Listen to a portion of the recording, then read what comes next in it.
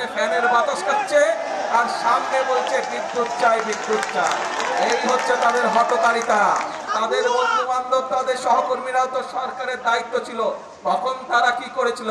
সমগ্র বাংলাদেশে মানুষ যে বিদ্যুতের কষ্ট পাচ্ছেন, আমি আন্তরিকভাবে তার জন্য দুঃখ প্রকাশ করছি। কিন্তু এই সরকার আপনাদের সরকার, এবং আমরা কাজ করছি যত দ্রুত সম্ভব মানুষকে এই কষ্টের হাত থেকে রক্ষা করার জন্য। আমরা আশা করছি সবকিছু ঠিকঠাক থাকলে আল্লাহর রহমতে, সবকিছু ঠিকঠাক থাকলে আল্লাহর রহমত থাকলে দ্রুতই আমরা এই অবস্থা থেকে মানুষকে বের করে নিয়ে আসতে পারবো, যাতে করে মানুষ কিছুটা হলেও স্বস্তি লাভ করতে পারে। প্রিয় ভাই বোনেরা, আজকে আমরা দেখছি ফ্যাসিবাদের সময় যেরকম আমরা দেখেছিলাম, যখন আপনাদের এখানকার আরেক প্রার্থী, আপনাদের এই এলাকা থেকে নির্বাচিত আরেক প্রধানমন্ত্রী দেশনেত্রী বেগম খালেদা জিয়া কে আপনারা 91 সালে নির্বাচিত করেছিলেন।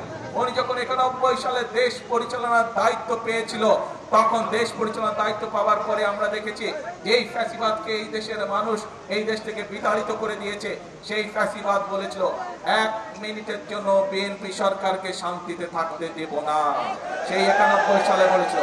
এবং তারা বিভিন্ন অরাজকতা সৃষ্টি করে সেদিন চেষ্টা করেছিল সরকারকে ব্যর্থ করে দেওয়ার জন্য, কিন্তু 91 সালেও বাংলাদেশের মানুষের সমর্থন ছিল বিএনপির পাশে, সেই জন্য সরকারকে তারা ব্যর্থ করতে পারেনি।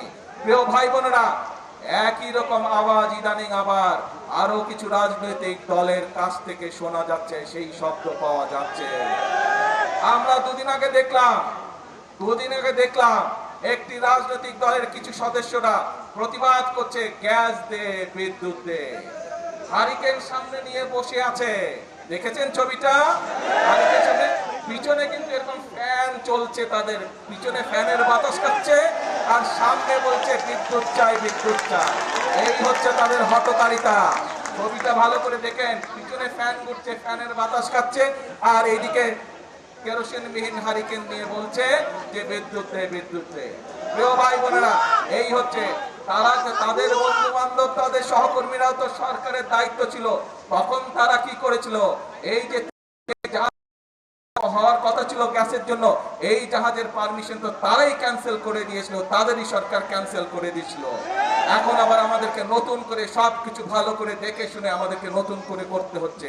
ইনশাআল্লাহ আমরা আশা করি এই দ্বিতীয় জাহাজটি চলে আসলে গ্যাসের সমস্যার সমাধান অনেকাংশে কমে যাবে।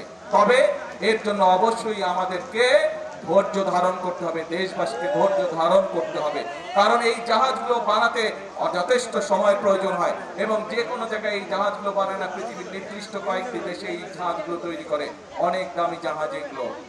আমরা চেষ্টা করছি, আমরা কথা বলেছি, আমরা চাইনিজদের সাথে কথা বলেছি, তারা দ্রুততার সাথে চেষ্টা করছে এই জাহাজ তৈরি করে নিয়ে আসতে পারে বাংলাদেশে। এর মধ্যে আপনি দেখেছেন দ্রুততার সাথে আমি মালয়েশিয়ার প্রধানমন্ত্রী জনাব আনোয়ার ইব্রাহিমের সাথে কথা বলেছিলাম যে সহযোগিতা দেওয়ার জন্য, গ্যাসের সহযোগিতা দেওয়ার জন্য, তারাও চেষ্টা করছে আমাদেরকে সেই সহযোগিতা দেওয়ার জন্য। প্রিয় ভাই বোনেরা, আরেকটি দলের নেতাকে দেখলাম যে উনি কোথায় জানি গিয়েছেন এবং বক্তব্য দিচ্ছেন, তাকে বলে মানুষ শুধু ধরে যে গ্যাস দেন গ্যাস দেন, গ্যাস নাই গ্যাস নাই। হ্যাঁ, আমরা তো অস্বীকার করছি না যে গ্যাসের সমস্যা আছে, তবে তার উদ্দেশ্যে আমি বলতে চাই, সেই নেতাদের উদ্দেশ্যেও আমি বলতে চাই যারা মঞ্চে বসে পিছনে ফ্যানের বাতাস খেয়েছে, সামনে হারিকেন রেখেছে, সবার উদ্দেশ্যে বলতে চাই, বিএনপি জনগণের কাছে জন্য কাজ করছে, বিএনপির পরিকল্পনা রয়েছে জনগণের জন্য, কিভাবে আমরা জনগণের এই জ্বালানি সমস্যার সমাধান করব। ইনশাআল্লাহ আগামী এই যে সংসদ 27 তারিখে শুরু হবে, এই সংসদে আমরা সংসদের মধ্যেই আমরা বাংলাদেশের জনগণের সঙ্গে উপস্থাপন করব আগামী 10 বছর আমরা কিভাবে এই দেশের মানুষের জন্য জ্বালানি সমস্যার সমাধান করব, সেই পরিকল্পনা। আজকে এই সকল রাজনৈতিক দলকে পরিষ্কারভাবে আমি বলতে চাই, আপনারা যদি মনে করেন অতই জনগণের প্রতি আপনাদের দায়িত্ব আছে, তাহলে আপনাদের পরিকল্পনা নিয়ে আসুন জনগণের সামনে। আপনাদের পরিকল্পনা যদি আগামী 3 মাসের মধ্যে সমস্যার সমাধান করে দিতে পারে, তাহলে আমি আপনাদের পরিকল্পনায় গ্রহণ করব।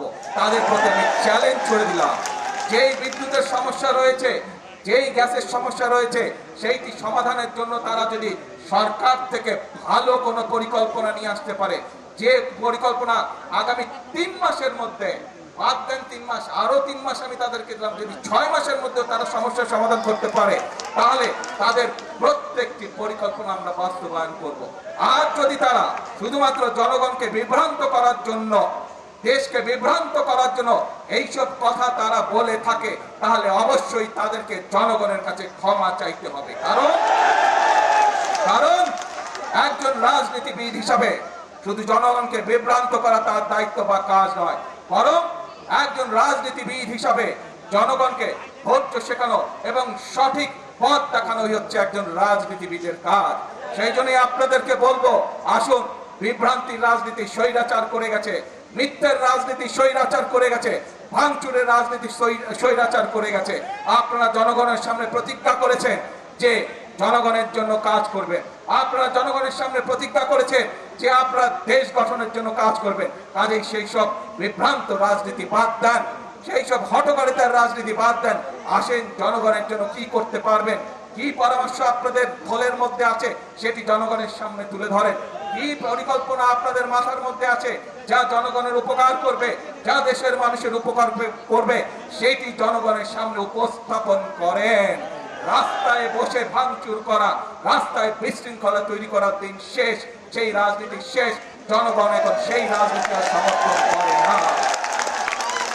প্রিয় ভাই বোনেরা, বাংলা কিউআর যেখানে নগদ পেমেন্ট সেখানে সারা দেশে 10 লাখেরও বেশি মার্চেন্টে নগদে পেমেন্ট করুন খুব সহজে।